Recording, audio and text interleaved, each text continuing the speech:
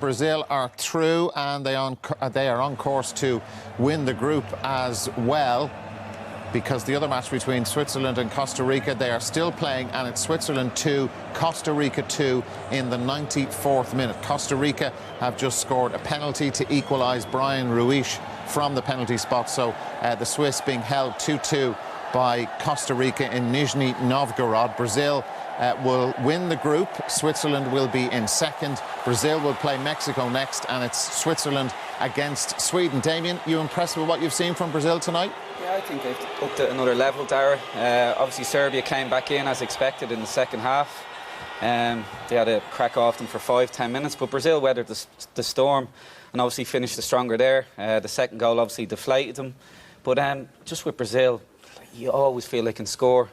And I guess it's our job. We're never happy. But, you know, 4 years ago, they played beautiful football, but the semi-final Germany, the gung-ho football that we want out of them, but they get absolutely mullered 7-1. So they're slightly more conservative now, but they're getting results. You know, Casemiro does a great job in there. Paulinho, defensively, when he gets back in. But, you know, you look at France yesterday, their squads, they don't have a rhythm in their play whatsoever. Whereas Brazil, when they click, their interchange and their play, their movements, it's top class. I love the way they can just go from first gear to fifth gear like that. You think there's no danger, that Serbia don't smell danger, and then boom, in an instant, blink of an eye, they get a chance or a shot off a goal. So it's like the Champions League again. I used to change my mind weekly about my favourites, so I'll do again the same tonight. I haven't mentioned them up until now. I went Argentina because of my love of Messi. I went France, but no, these are my new favourites. Your new favourites, okay. You eventually call it right. There's only another 13 teams left in the competition. We'll get through them.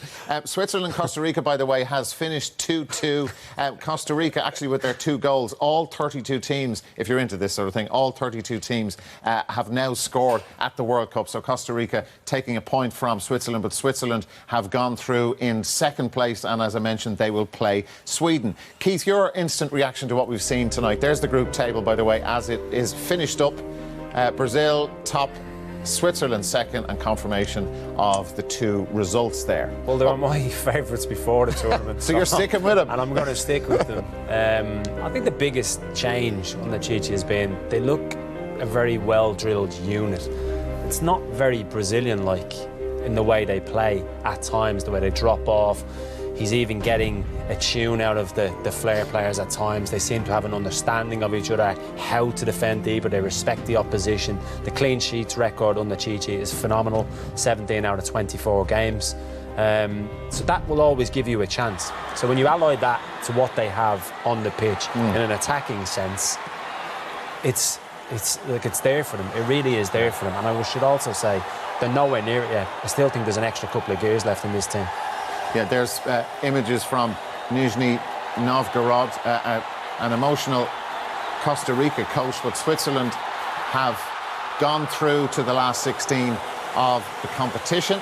Celebration time for them. And can they go deeper into the World Cup, because they have Sweden to come next? Richie, what did you think of tonight? Echo what the lads said. I think this idea, this cliche of Brazilian football, that it's all gung-ho and it's just all about entertainment and flicks, that's gone, and that needed to go. As Duffer said, you don't win tournaments like that anymore. So they've brought a bit of solidity, defensive shape very good. I think they made the change to bring Fernandinho on when they needed to. They've got players like that to come in. Well deserved their win tonight, and yet again they've gone to another World Cup without dropping or losing a game in the World Cup in the group stage. So they can get better. I think, as we said at the start, I think Neymar, more to come from him. He's still in the recovery phase from a serious injury, but he's doing it at a big level. So yeah, really good start to the tournament so far. I didn't tip Brazil to win. I'm still not going to tip Brazil to win. Okay. I went with France. I think for the same reasons, there is still more to come, and that's a very optimistic way of saying, actually, haven't been overly impressed with them so far. We believe there's more to come from these big teams, so let's hope there is. But it's been a brilliant group stage so far to watch. Yeah, and there's more to come, definitely more to come from us as we reflect on what we've seen tonight as Brazil book their place in the last 16. On the day Germany, the holders, were eliminated from the World Cup, Brazil have confirmed their place in the knockout rounds of the competition for the 13th consecutive World Cup. And we're going to look at the goal, Richie, which I suppose killed the thing off. Just a few minutes before this, Serbia had Brazil under all sorts of pressure, and this sealed it. They did. It was on the back of a really positive spell by Serbia. Brazil wrote out the... I'll just play this now. Hang on. Bring it in. The machine's frozen on us. It has frozen. We'll get it sorted now. But it came, you know, maybe just reflect on that Serbian pressure, first of all, because, you know... I mean, to be honest, they were playing 20 yards ahead of what they were in the first half. Brazil looked a little bit under pressure. Serbia were getting players forward. I think they lacked a bit of quality up front. We're going to show Mitrovic's few opportunities with a better class of strike. You would have hoped he's done well. But we're going to show the second goal here. So many goals have come from set pieces in this tournament, and sometimes they're as a result of really well drilled routines that you can clearly see have been worked on the training ground by teams. But this here, this is not as a result of really good play.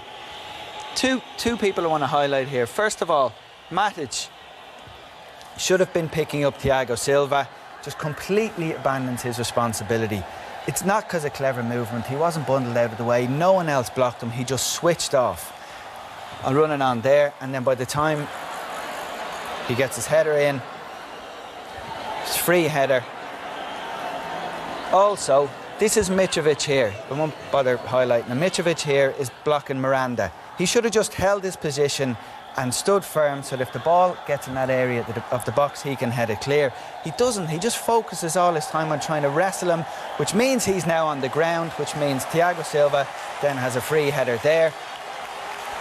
It's too easy at this level. Like, that frustrates the life out of me, because when you're playing against a team of their quality, there are some passages of play you can't defend against. There's some things Neymar will do that you just can't anticipate and you can't deal with, and there's clever movement and vision and creativity. That was just taking the personal responsibility to make sure that the man you're given doesn't head the ball, or that you head the ball first. Matic switched off completely. Mitrovic was more concerned with having a fight. So they gave away a really, really cheap goal at a crucial stage of the match, which ended their opportunities of getting a result tonight and ended the tournament.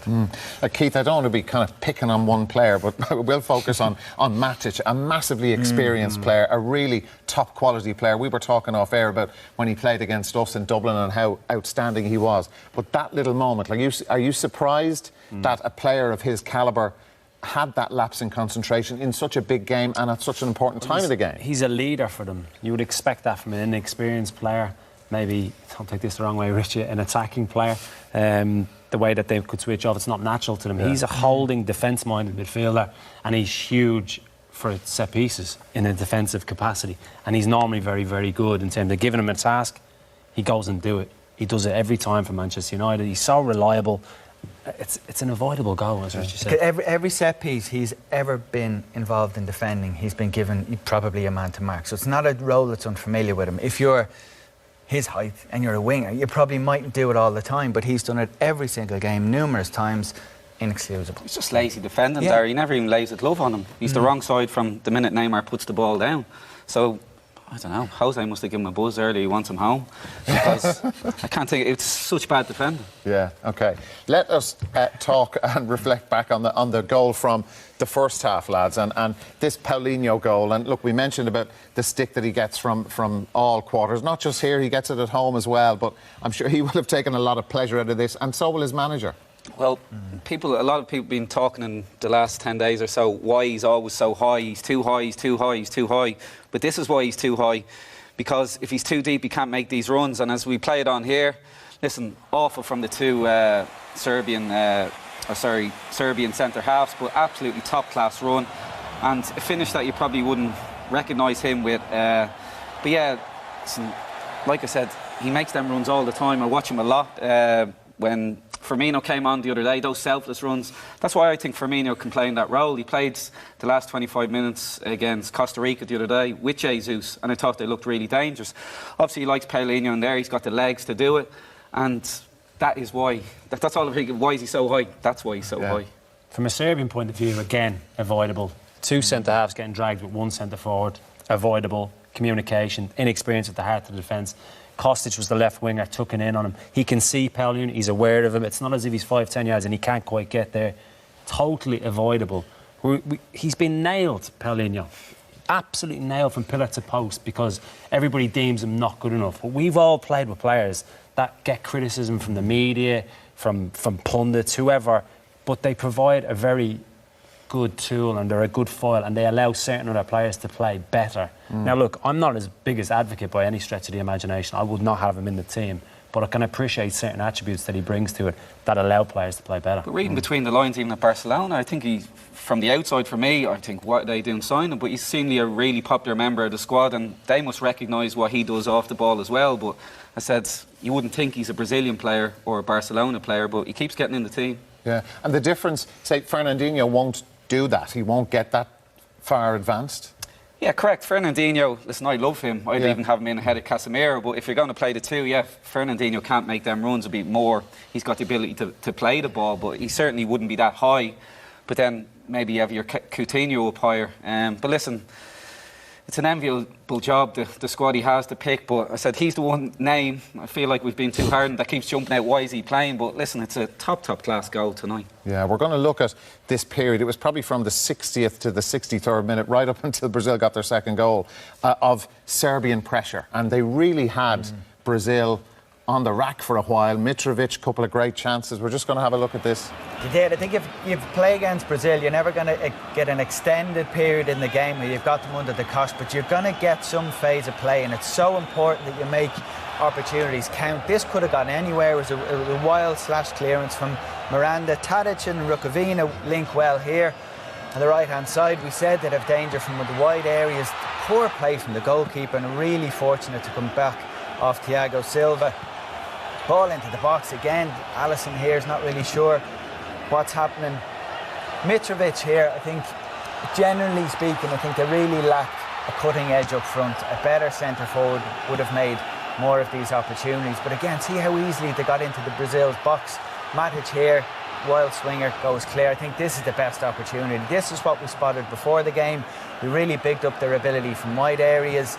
And Mitrovic's strength in the air. Fagner's there is in no man's land. He's in a standing start. There's no way he can get the ball.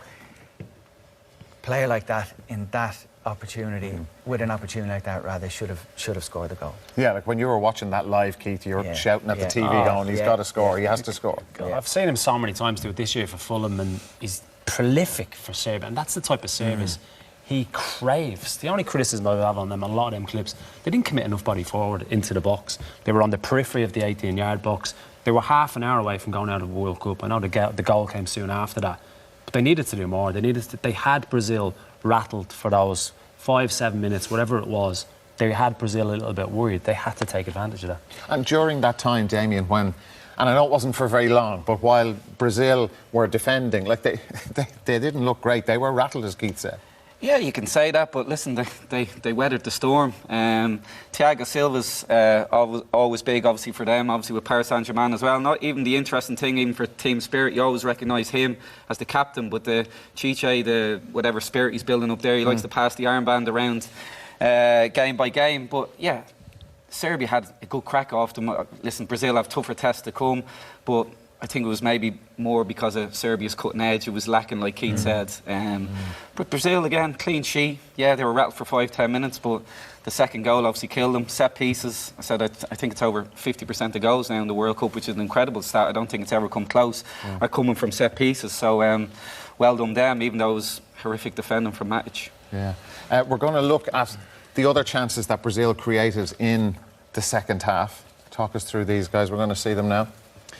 Yeah, they had 3 good chances. Listen, if there's any doubts that Neymar isn't getting his fitness back, just have a look at this here. The minute they win it, he's forward. You have to say great pace of pass from Coutinho. Doesn't get a chance to get back onto his right foot and is lucky, but great save. Great strike here from Philip Luiz, who I thought did really well when he come on for Marcelo. And this was their last chance. Willian, again, great diagonal down the line. Good cutback, and Neymar, maybe you can put that down to match sharpness with 10-15 minutes to go. You'd usually expect him to put that away, but yeah, listen, as the game, like we said, opened up when it was 2-0, they looked even more dangerous and they could score more. No. OK, Keith, look, while the world is watching Neymar and everybody is interested in what is happening to him on and off the pitch, a player you wanted to look at is somebody who's really thrived. I think he's been involved in 3 goals in the tournament. He scored 2 of them and assist tonight, and that's Coutinho. Yeah, he probably wasn't as prominent tonight as he has been in the first couple of games, but yet he provides the intricacy, the creativity. I just think he's on a level now where he is playing in the playground like he was as a kid. He's enjoying his football. It's easy for him. He sees things. He's now been given that kind of confidence from his peers, probably since the move to Barcelona. We all know how much the South Americans adore Barcelona, Real Madrid. I just think he is an absolute class act. Damon's mentioned he can play more advanced. I totally agree with that. I think against tougher opposition, they may well see Fernandinho and Casemiro as a 2 with him in advance of that. I think that sums up with everything. Backtracking, doing the ugly side of the game. He is a team player, but yet he's the most creative player on the pitch for them. What do you think of him, Damien? Yeah, he's gone under the radar because a certain Neymar. But yeah, he's been brilliant. He was the difference in the first 2 games. If you remember his first goal in the first game, outrageous. You know, that's something when you think of a Neymar, but he did it for years with Liverpool. And the second one, I thought it was even more beautiful. You know, great move, cross, Firmino coming on. But that time in a run into the box, it's something you've probably never seen Coutinho do. It's always outside the box. Can I score, you know, the worldies, the 20-metre goals, the 30-metre goals? So that was the most impressive goal for me out of the 2. So, yeah, he was brilliant, quiet tonight, but he's going to have a big couple of games coming up. Yeah. I suppose let's call it the end of group phase report card. What would you write on it, assessing Brazil? Richie? I've been impressed. I think they much like Neymar, I think they've gotten better as the tournament's gone on. I'm conscious I don't want to talk too much about Neymar. He'll throw a tantrum. He's already bored out of his mind by hearing about this same fella. But I think they're defensively, they're strong. I know we spoke about Marcelo as a little bit of a weakness. He may not reappear in the tournament. We don't know how bad his injury is. Going forward, I think that the players they've got, as we spoke about, if the players up front don't click immediately, they have options to come in from the bench. Someone like Fernandinho can come in and do a very different job to Paulinho. So they have options there from the coach. There's no off-the-field stories of unrest or any squad issues that are impacting other squads at all. So far, so good. A job well done. They've topped the group, which they would have expected to do beforehand. They're playing Mexico now. Is it going to be the Mexico that started and played so well against Germany, or the one that collapsed against Sweden? What would you write on that report? Solid B for me. Okay. I think out of the big nations coming into this tournament, they came in probably the best form and the most settled ship coming in with what they were going to do. Players in decent form, barring Neymar because of his injury. Team fairly settled. He named his number 9, Jesus, 6 months ago. How Firmino would have felt about that, I'm not quite sure. But the options he has from the bench, Douglas Costa, if he can't quite get back up to speed, that would be a miss because he's such a good player to have minimum coming from the bench. But out of the big nations, I think they're ticking over nicely and they're improving game by game. And I still think they're capable of a lot more. And if they've proved again, they can keep clean sheets, they can grind out results, they can make substitutions to make them even more difficult to beat. Damien? Well, if you go through the big nations, I think you'd be mostly giving out D's and C's so far. So I'll go one better than Keith. I'll give them a B+. And I think, which is the most promising bit, I think they've got more to give and they will. Whereas with the like of France, I'm still worried about them because I don't think they've clicked at all. Whereas these, when they click into gear tonight, they're outrageous. So you can see Neymar's getting fitter. So I think they're only going to get better, which is worrying for the competition. Yeah, and I suppose, look, you know, as you say, they are improving game after game. The balance, and we did see them have that spell where they were rocky, but the balance between that sort of defensive solidity, and that's the coach. You see Fernandinho coming on at that time after it was rocking for them. He said, right, Paulinho, off you go. But to be able to strike that balance, that they have these incredible attacking players up front, but the defenders and the protection in front of them who do their stuff all the time. If you look at 4 years ago, Thiago Silva was playing alongside David Luiz, it was like Krusty the Clown playing out there. It was ridiculous. Whereas now it's settled. They're taking pride in defending. You know, Fagner plays right back solid. Luiz comes on solid. And in front of that as well, the relationship they have, but also the balance of like Fernandinho, Firmino. Tyson, these Fred just gone for 50, 60 million. Yeah. These big players are on the periphery, coming on or not coming on. And as Rich said, we're not hearing any crap creeping out, or players tweeting this, that, or the other. So he seems to have really combined it as a group, but then also tactically look very, very efficient. I think what as well we have to understand with this Brazilian squad, like any Brazilian squad, there's expectation on them.